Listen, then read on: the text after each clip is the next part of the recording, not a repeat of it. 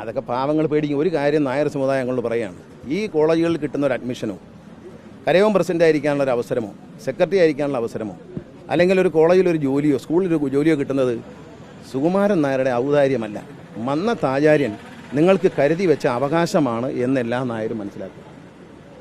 മന്നത്താചാര്യൻ സമുദായ അംഗങ്ങൾക്ക് വേണ്ടി കരുതി വെച്ച അവകാശമാണ്, അല്ല ഒരാളുടെയും ഔദാര്യമല്ല.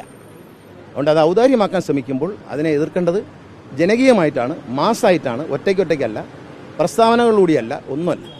വളരെ വ്യക്തതയോടെ ഞാൻ പറയുകയാണ്, നായർ നിരാശരായി കുനിഞ്ഞു നിന്നിട്ട് കാര്യമില്ല. നായർ എന്നും പോരാളികളാണ്. നായർ ഈ നീതിക്ക് വേണ്ടി പോരാടണം എന്ന് മാത്രമേ ഒന്നുള്ളൂ. എന്നെ വിട്ടേക്ക്, കാരണം ഞാനൊരു പാവപ്പെട്ട, എനിക്കിതൊന്നും ഇല്ലെങ്കിലും കുഴപ്പമില്ല, ഞാൻ സന്തോഷമായിട്ടിരിക്കുന്നതാണ്. എനിക്ക് രാവിലെ എണീച്ച രാത്രി വരെയും നല്ല ജോലിയുണ്ട്, നല്ല ജോലി തിരക്കാണ്, ചുമ്മാ ഇരിക്കുന്ന പരിപാടിയേ ഇല്ല. അപ്പോൾ അതുകൊണ്ട് ഒന്നുമില്ലെങ്കിലും പുസ്തകം എടുത്ത് വായിച്ചുകൊണ്ടെങ്കിലും ഇരിക്കും. അതുകൊണ്ട് അത്തരം കാര്യങ്ങളിൽ അഭിപ്രായം പറയുന്നില്ല. അദ്ദേഹം അവിടെ തന്നെ ഇരുന്നോട്ട്. പക്ഷേ ഇറക്കി വിടാനുള്ള മാർഗ്ഗം എന്തോന്ന് പലരും ചോദിക്കുമ്പോൾ ഞാൻ മാധ്യമങ്ങളിലൂടെ ഇത് പറഞ്ഞില്ലെങ്കിൽ ആൾക്കാർക്ക് അറിഞ്ഞൂടെ എന്താ ഇറക്കി വിടാൻ പറ്റാത്ത, എന്താ ഇറക്കി വിടാൻ പറ്റാത്തൊന്നും ഈ ഒരൊറ്റ കരയോഗം വിചാരിച്ചാൽ ഇറക്കി വിടാം. അതിനകത്ത് കിട്ടുന്ന എന്തെങ്കിലും കൊണ്ട് കഴിഞ്ഞുകൂടാം എന്ന് വിചാരിക്കുന്ന ആ ഒരു നായർ, എനിക്ക് കിട്ടിയത് പോയാലും ഒരു കുഴപ്പമില്ല, എൻ്റെ പ്രസ്ഥാനം നിലനിൽക്കട്ടെ എന്ന് ചിന്തിക്കുന്നവരാകണം. എല്ലാ വിപ്ലവവും തുടങ്ങുന്ന ചെറിയ തോതിലാണ്. ഈ വിപ്ലവം അങ്ങനെ തന്നെ ആകട്ടെ എന്ന് ആശംസിക്കുന്നു. ഞാൻ ഏതായാലും ഇതിനകത്ത് നേതൃത്വം എടുക്കാനും യുദ്ധം ചെയ്യാനൊന്നും വരുന്നില്ല. ഞാൻ എൻ്റെ ഉള്ള കാര്യം പറയും. ഇനി വാ തുറന്നു, കുഴപ്പമില്ല, എൻ്റെ വായിൽ വേറെ ഉണ്ട്. മകൻ്റെ കാര്യമുണ്ട്, മകളുടെ കാര്യമുണ്ട്, കൊച്ചുമക്കളുടെ കാര്യമുണ്ട്. ഇതെല്ലാം എണ്ണി വെച്ച് വിത്ത് റെക്കോർഡുണ്ട്. ധനലക്ഷ്മി ബാങ്കിൻ്റെ രേഖകൾ എൻ്റെ കയ്യിലുണ്ട്. എല്ലാം വരും വെളിയിലോട്ട്. വെറുതെ വന്ന് ഈ പത്തനാപുരം താലൂക്കിൽ വന്ന് ശല്യം ചെയ്യാതെയും പത്തനാപുരം താലൂക്കിലെ കരയോഗക്കാരെ ശല്യം ചെയ്യാതെയൊക്കെ ഇരിക്കുക.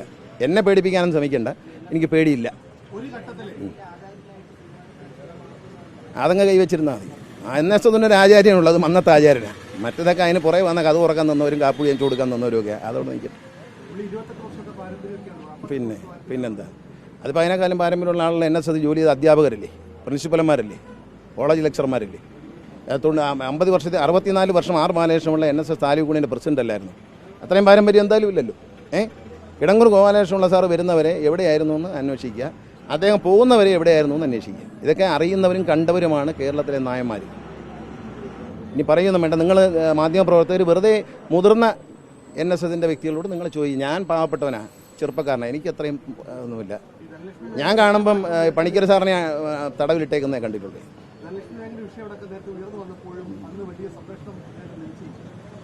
അന്ന് അദ്ദേഹത്തിന് ധനലക്ഷ്മി ബാങ്കിൻ്റെ കാര്യത്തിൽ ധനലക്ഷ്മി ബാങ്കിൽ നിന്ന് ഉറപ്പ് വാങ്ങിച്ചു കൊടുത്ത ആൾ ഇപ്പോൾ ജയിലിൽ കിടപ്പുണ്ട്. ആരാന്ന് ഞാൻ പറയത്തില്ല, എന്തിനാ പോയതെന്ന് ആലോചിച്ച് കണ്ടുപിടിച്ചു. ധനലക്ഷ്മി ബാങ്കിൽ ഇദ്ദേഹത്തിൻ്റെ ബന്ധുക്കളെ രക്ഷിക്കാൻ വേണ്ടി ശ്രമിച്ച ആൾ ഇപ്പോൾ ജയിലിൽ കിടപ്പുണ്ട്. ഒരു കേസിൽ, ഒരു വളരെ പ്രധാനപ്പെട്ട കേസിൽ.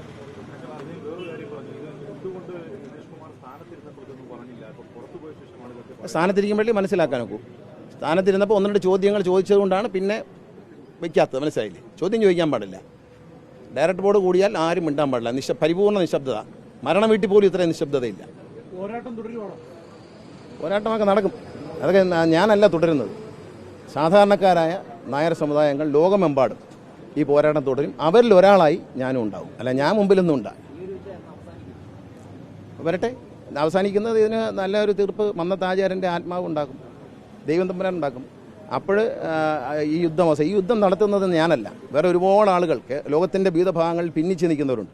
അവരെല്ലാം ഒന്നിച്ചു വരണം. അവരെല്ലാം ഒന്നിച്ചു വന്നുകൊണ്ട് നേരിടണം. അവരിൽ ഒരാളായി ഞാനും ഉണ്ടാവും. അല്ലാതെ ഞാൻ ഈ യുദ്ധത്തിനും